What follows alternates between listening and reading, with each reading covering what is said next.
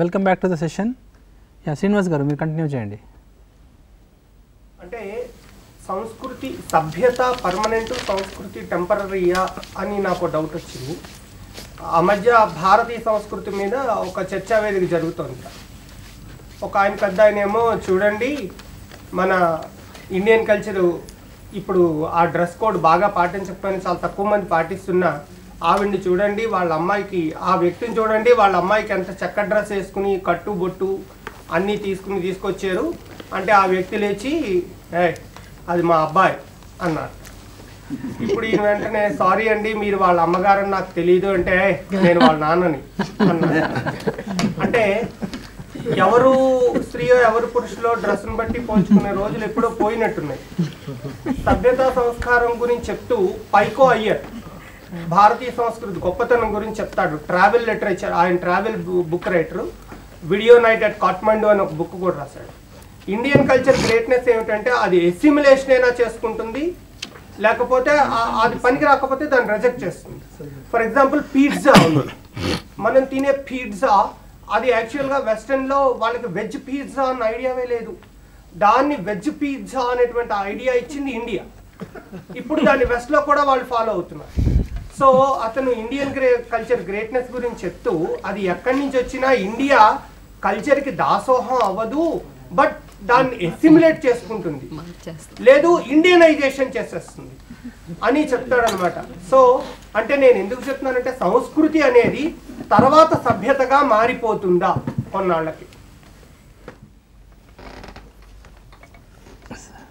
Albert స్పీచర్ సంస్కృతి చనిపోతే అది సభ్యత అవుతుంది అంటే ఇప్పుడు ఇది మోడర్న్ సివిలైజేషన్ అంటే because of the cultures have died in the whole world, again it will go into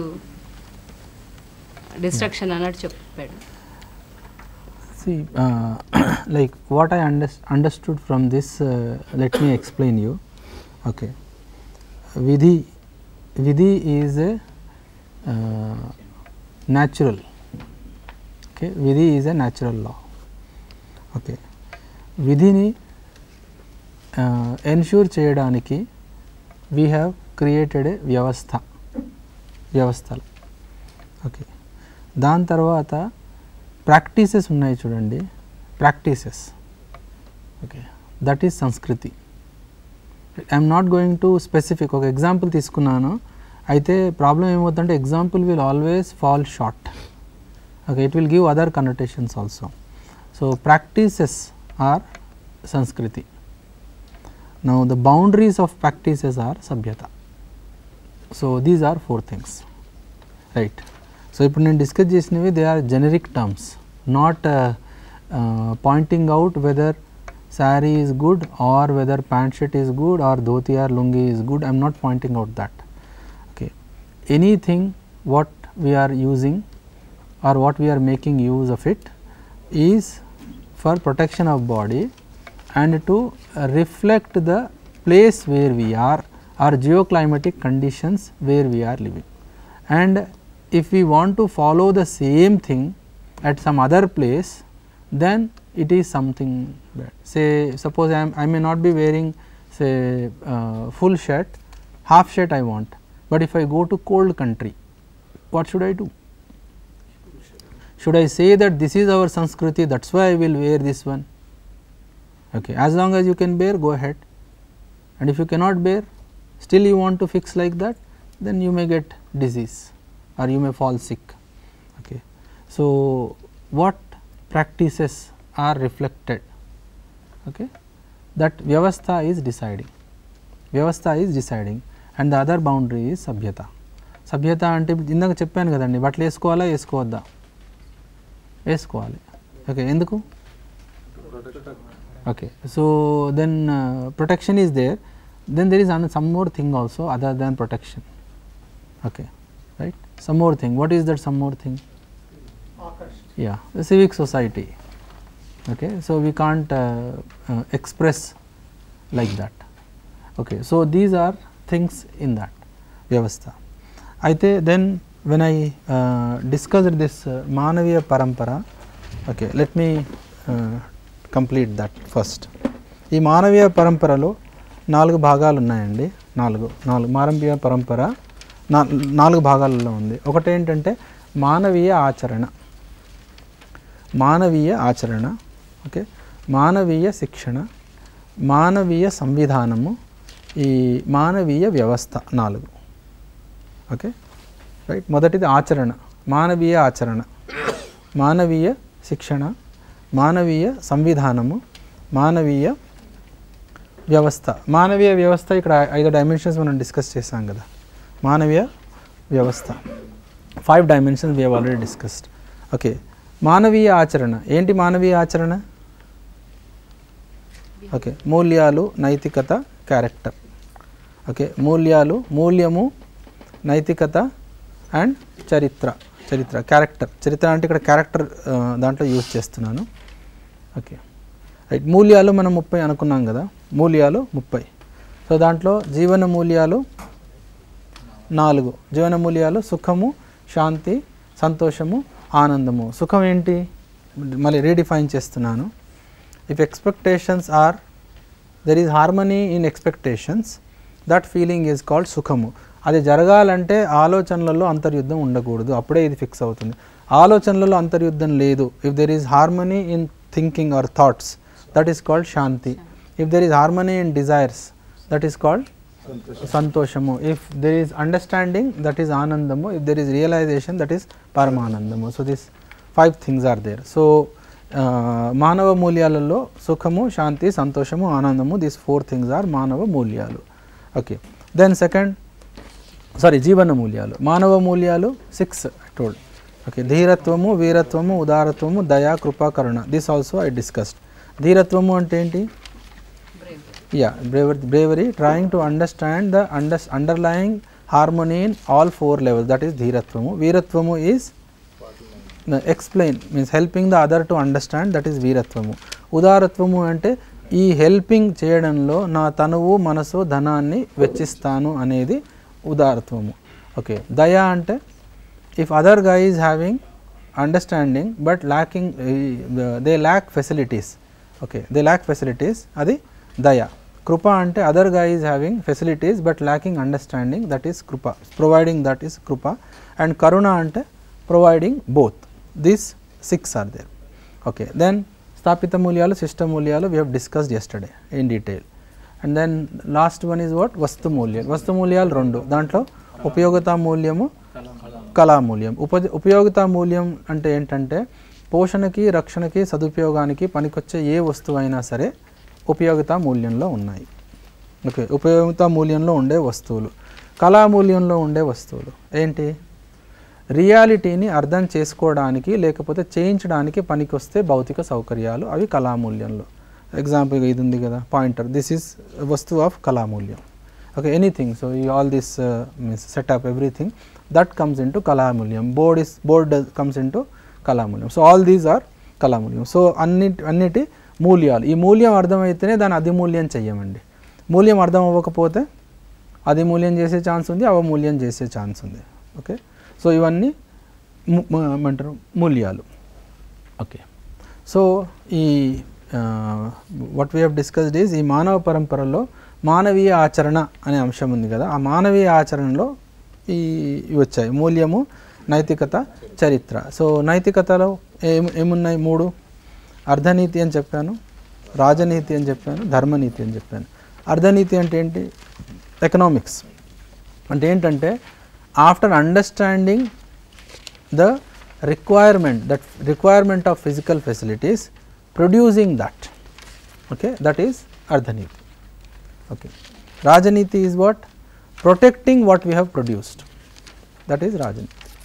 ధర్మనీతి అంటే right utilization of what we have produced. Okay, these 3 things are there. Okay, so ఈ 3. దాని తర్వాత ఈ ఏమంటారు? చరిత్ర, character. క్యారెక్టర్లో first one is called స్వధనము. Okay, first one is called స్వధనము. సెకండ్, స్వనారి స్వపురుషుడు, ఇది మ్యారేజ్. స్వనారి స్వపురుషుడు. థర్డ్ వన్ దయాపూర్ణ కార్య వ్యవహారము, 3వది. దీస్ 3 things రిఫ్లెక్ట్ క్యారెక్టర్, కార్య వ్యవహారము.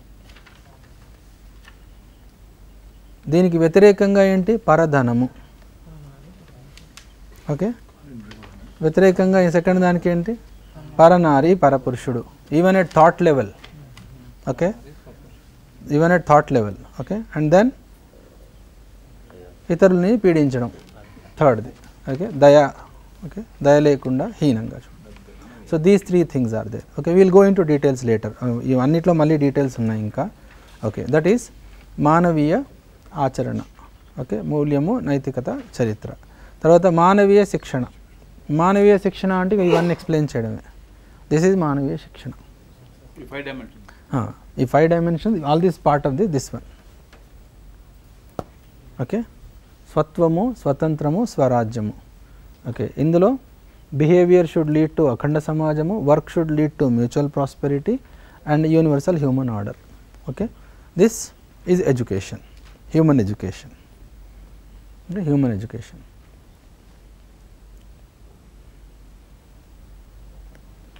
హ్యూమన్ ఆర్డర్ కూడా వస్తుంది. One all are interlinked. మానవీయ సంవిధానము. మానవీయ సంవిధానము అందులో ఏమున్నాయి? Family is there. ఓకే, ఫ్యామిలీలో ఇలా ఉండాలి అని ఎక్కడన్నా రాసిందా? లేదు కదా. కానీ అదే క్లస్టర్ ఆఫ్ ఫ్యామిలీస్కి వచ్చి విలేజ్ దగ్గరకు వచ్చామనుకోండి, ఇక్కడ అవసరం ఉంది. ఓకే, దానికంటే పెద్దగా వెళ్తే ఇక్కడ అవసరం ఉంది, దానికంటే పెద్దగా వెళ్తే ఇక్కడ అవసరం ఉంది. అర్థమైంది కదా. సో ఈ ప్లేసెస్లో గైడ్ లైన్స్ ఏంటి? అది సంవిధానం.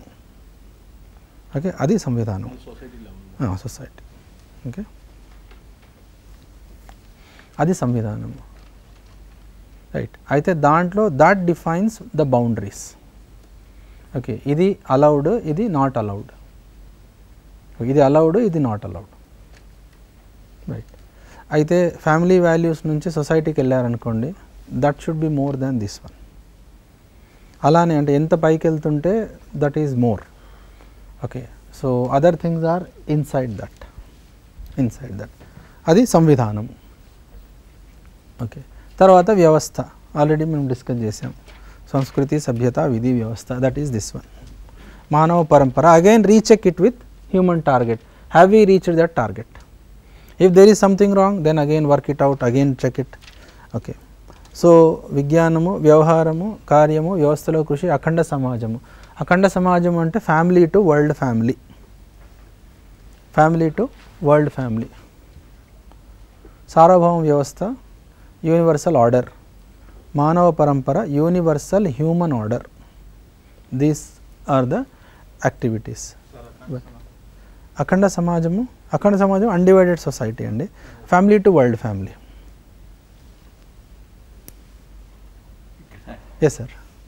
ఇప్పుడు సంవిధానంలో ఫ్యామిలీలో ఇక్కడ ఇలా ఉండాలని లేదు, విలేజ్ లెవెల్లో లేదా సొసైటీ లెవెల్లో ఇట్లా ఉండాలని నిర్దేశించారన్నారు. ఇప్పుడు ఫ్యామిలీస్లో కూడా కొన్ని రిస్ట్రిక్షన్స్ ఉన్నాయి. ఇప్పుడు చూడంగా ఈ ఫ్యామిలీ ఇట్లా ఉండాలి, ఈ ఫ్యామిలీ ఇట్లా ఉండాలని కూడా నిర్దేశించబడి ఉన్నాయి కదా. ఎవరు పెట్టారు? ఇక్కడ రాస్తున్నారు. అది అంటే ఇప్పుడు అది పరంపరగా వస్తుంది. రాసి ఎక్కడ ఉన్నాయి? రాసి లేదు, కానీ by practices it has the. Yes, అదే సంవిధానం అంటే అది రాస్తుంది. సంవిధానం అంటే return. We will refer to it. Return అయి ఉండాలి. That is refer to it.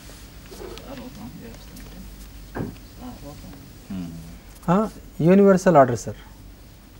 సార్వభౌమ వ్యవస్థ, యూనివర్సల్ ఆర్డర్. మానవ పరంపర, universal human order. Universal human order. మన ఆంధ్ర ఉంది, ఆంధ్రాలో ఉన్న పీపుల్ ఇట్లా ఉండాలి అని ఏమన్నా రాసిందంటారా? ఏంటి సార్?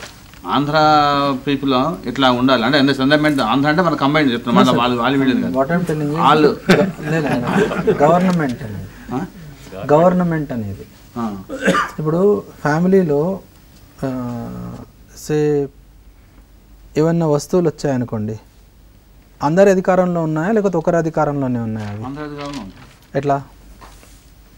ఫ్యామిలీకి వస్తువులు వచ్చినాయి అంటున్నారు. అవును, అందరూ వాడుకుంటారు. అదే సొసైటీలో సొసైటీలో నిర్దేశించబడాలి. అది ఎక్కడ నిర్దేశించబడుతుంది? Government has decided it. That is సంవిధానం.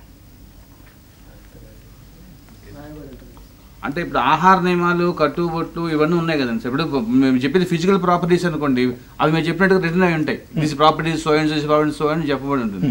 మీరు ఈ ఫలానా వాళ్ళు ఈ ఆహారమే తినాలి, అలాంటిది ఏం లేదు, అలాంటిది ఏం లేదు, అలాంటిది that is coming out of education. But in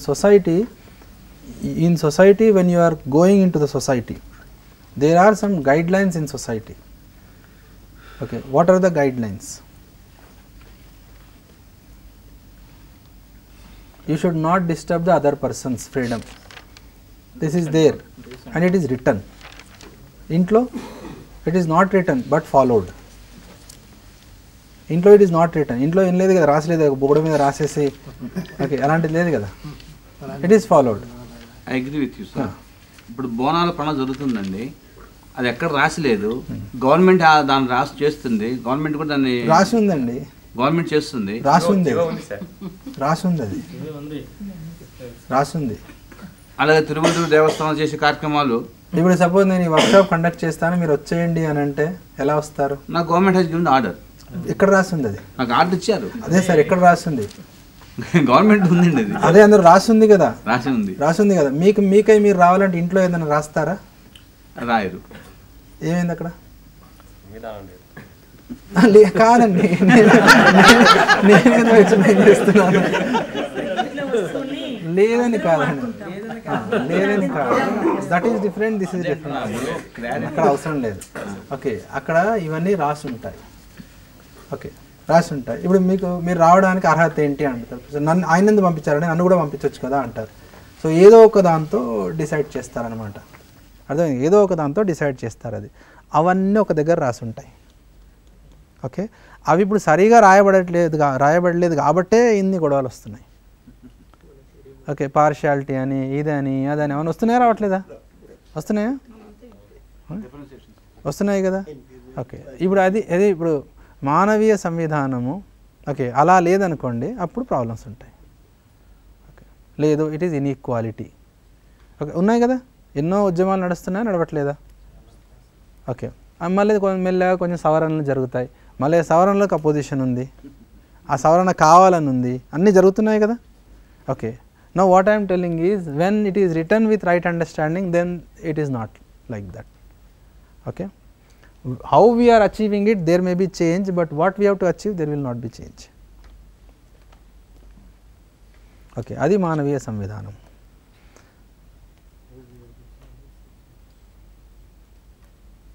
Okay, yeah, any questions? ఇంట్లోకి వస్తే అందరి చేతుల్లోకి వస్తుందండి, నీది నాది అనే తేడా అని మాత్రం కనిపించదు. బికాజ్ ఇంట్లో ఈక్వల్ రెస్పెక్ట్ ఈజ్ ఎన్ష్యూర్డ్. ఇంట్లో it is needless to say that equal respect is ensured. ఇంకోటి ఎవరికి ఎంత కావాలో అంత దొరుకుతుంది ఇంట్లో, బయట అలా కాదు. హోటల్కి ఇంటికి తేడా అదే, మీరు ఎంత ఇస్తే అంత దొరుకుతుంది మీకు హోటల్లో, అవునా? ఇంట్లో ఎంత కావాలో అంత దొరుకుతుంది, రైట్? అది తేడా. ఇప్పుడు మన ఆర్గనైజేషన్ ఎలా ఉండాలి? ఇల్లులాగా చేద్దామా, హోటల్ లాగా చేద్దామా? చేయాలి కదా. ఇంట్లో ఏది కావాలంటే అది దొరకదు. సార్, ఇది again we're going into logical discussion.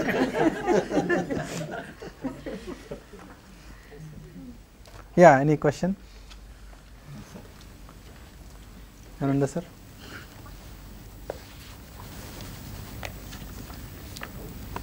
Yes sir, any question? Colleges arrogant sir, viewers. Yeah, any questions from viewers?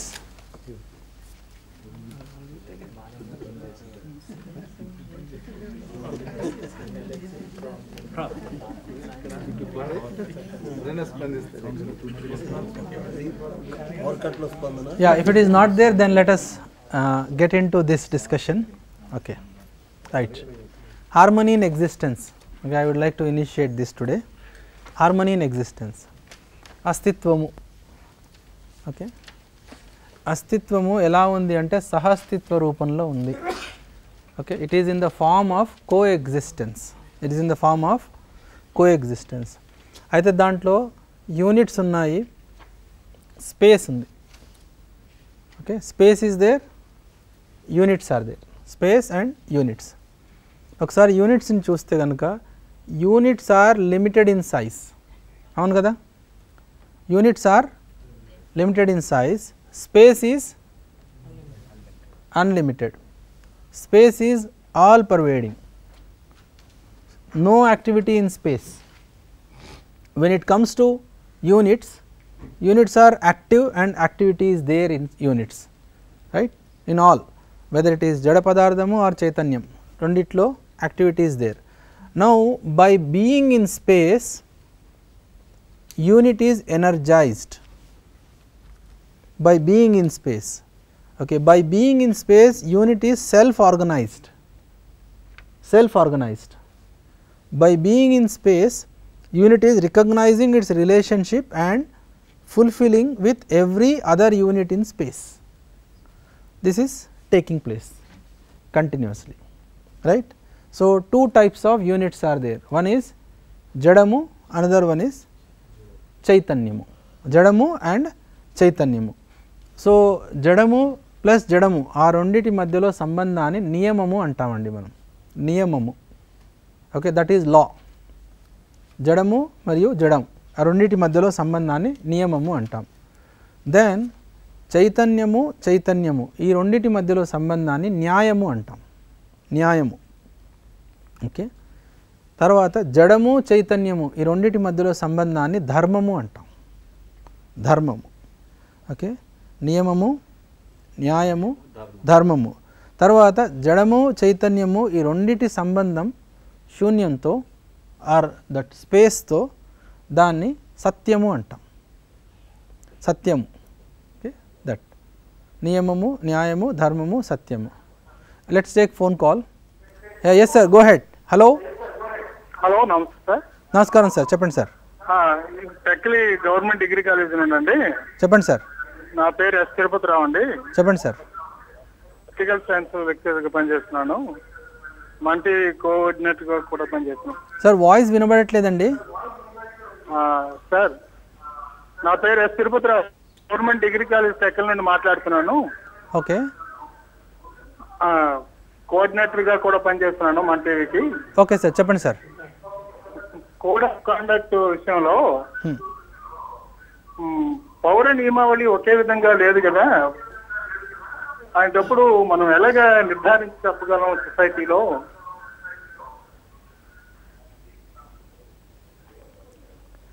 వ్యక్తికి పౌర నియమావళి మారుతుంటుంది కదా, అటువంటి సందర్భంలో ఈ విధంగా కోడ్ ఆఫ్ కాండక్ట్ ఉండాలి అని పౌరులు ఎలాగా నిర్దేశించి మనం చెప్పగలం అథారిటీగా?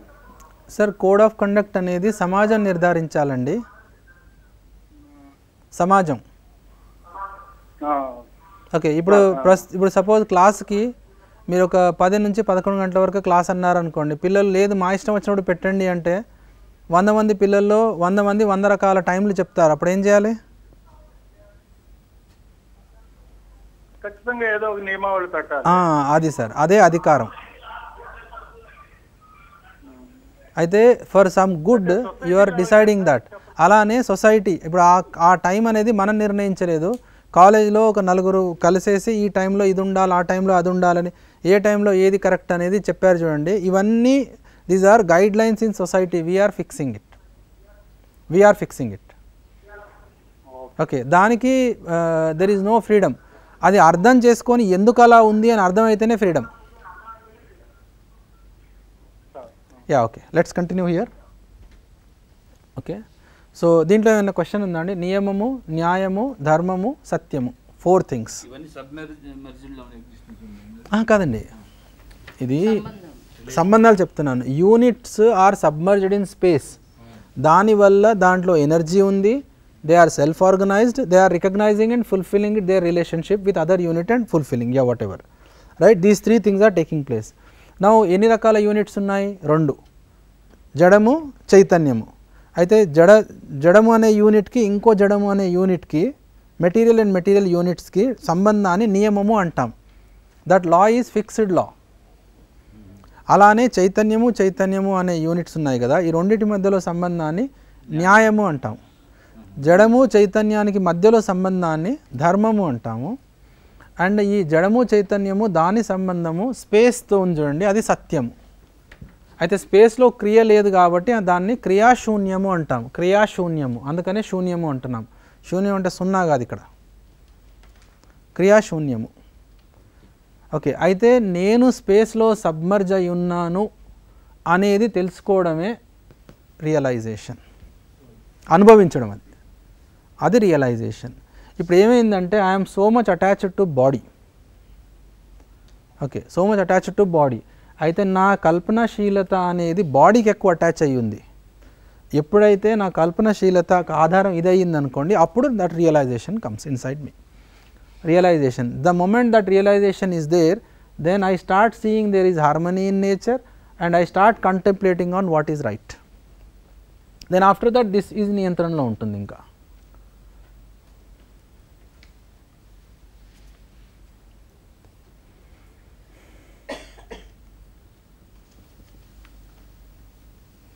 Unit to unit is called నియమము. యూనిట్కి యూనిట్కి ఉండడం అంటే material unit, relationship between material unit and material unit. Material unit and material unit అది నియమము. చైతన్యం unit, conscious unit and conscious unit అది న్యాయము. Conscious unit and material unit అది ధర్మము. Okay, material and conscious units together and relationship with space is satyamu, that is reality. జడము ఎలా define చేస్తాం సార్? పదార్థం సార్, ప్రాణం లేనిది చెప్పండి. జడము అనేది మనం ప్రాణం లేనిది అని డిఫైన్ చేస్తాం. లేదండి, జడము చైతన్యానికి మధ్య ప్రాణం ఉంది. బట్ జడము is physical entity, physical entity జడము and body, soil, glass, metals, all this is జడము, ఆల్ దిస్ ఇస్ జడము. శరీరం జడ పదార్థం. Yeah, okay, let's take phone call. Hello hello, yes hello, yeah madam చెప్పండి.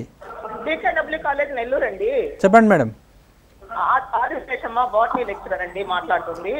ఎవరండి? Adiseshamma lecturer botany. Yeah madam చెప్పండి మేడం. సార్ మీరు ఇప్పుడు స్పేస్ లో సబ్మర్జ్డ్ అయిన దాన్ని రియలైజేషన్ అన్నారు కదా, అదొకసారి డిస్కస్ చేస్తారా సార్? స్పేస్ సబ్మర్జ్డ్ రియలైజేషన్ గురించి. మేడం ఇప్పుడు రియలైజేషన్ అంటే ఏంటంటే I am experiencing my submergence in space, that is realization. Okay, if I am experiencing that I am submerged in space, that is realization. Okay, that is realization. ఎప్పుడైతే అది జరుగుతుందో ఈ 10 క్రియలు నా లోపల జరుగుతున్నాయి అనేది నాకే కనిపిస్తుంది. ఓకే, ఈ 10 క్రియలు, then I start feeling that there is lot of distance between me and my body, lot of distance is there between me and my body. I am coexisting with my body, I am coexisting with my body. Whatever I want my body is doing, whatever I want to do I am using my body as instruments. Let us take a vehicle, motor bike undandi. Me motor bike ఎక్కడుంది? ఎక్కడో బయట ఉంది కదా. Okay, మీరు ఎక్కడికి వెళ్ళాలనుకుంటే అక్కడికి ఎప్పుడు అంటిపెట్టుకొని ఉంటున్నారా దాన్ని? లేదు కదా. ఎక్కడికి వెళ్ళాలంటే అక్కడికి వెళ్తున్నారు, దానిపైన వెళ్తున్నారు. వెళ్ళొద్దు అనుకున్నప్పుడు ఎగ్జాక్ట్లీ అలానే జరుగుతుంది. ఇప్పుడు ఏమైందంటే మోటార్ బైక్ నేను ఒకటే అనుకుంటున్నాను. Okay, I'm not able to understand that that is different, I'm different.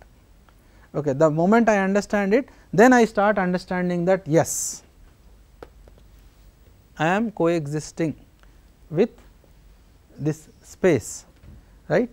I am understanding my coexistence with space, and likewise I understand everything's coexistence with space. Okay, then I understand what is coexisting with space. Okay, I understand underlying design of it. Then I start participating in it actively. Enduku kavali idantha? Enduku kavali? For my continuous happiness, for my continuous happiness. అర్థమైంది, దానికి purpose ఉంది. Purpose is for my continuous happiness. That's